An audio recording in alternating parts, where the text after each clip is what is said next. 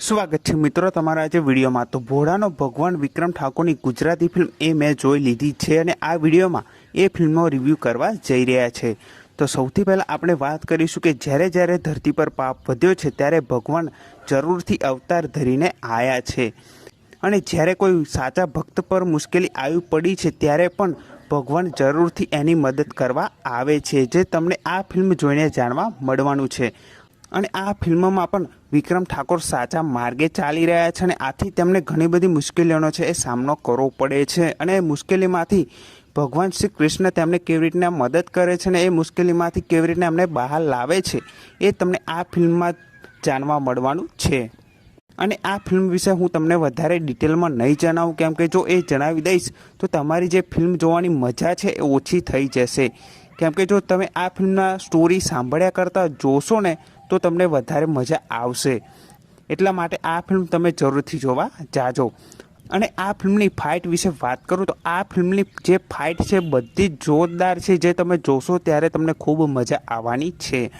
અને આ ફિલ્મ એક ફાઇટ વિશે તમને જણાવી દઈશ કે જ્યારે વિક્રમ ઠાકોરને 3 ગોળીઓ મારીને પાણીમાં ફેંકી દેવામાં આવે છે અને વિક્રમ ઠાકોરને મારીને પાણીમાં ફેંકી દેવામાં આવે છે તો વિક્રમ ઠાકોર એકદમ તો સાજા થઈ જવાના નથી।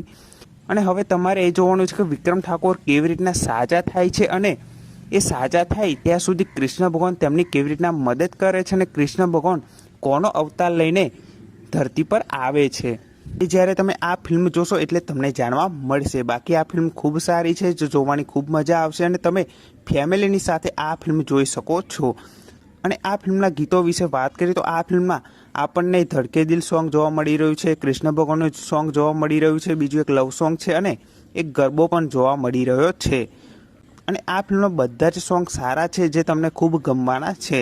બાકી આ ફિલ્મ ખૂબ સારી છે। જો તમે હજુ સુધી આ ફિલ્મ ના જોઈ હોય તો જરૂરથી તમે થિયેટરમાં જઈને આ ફિલ્મ જોજો।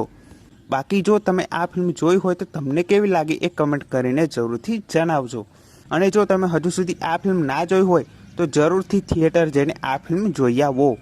અને આ વિડીયો ગમ્યો હોય તો વિડીયોને જરૂરથી લાઇક કરી દેજો, ચેનલ પર ન હોય તો ચેનલને જરૂરથી સબસ્ક્રાઈબ કરી દેજો। તો ફરી મળીને આ વિડીયોમાં।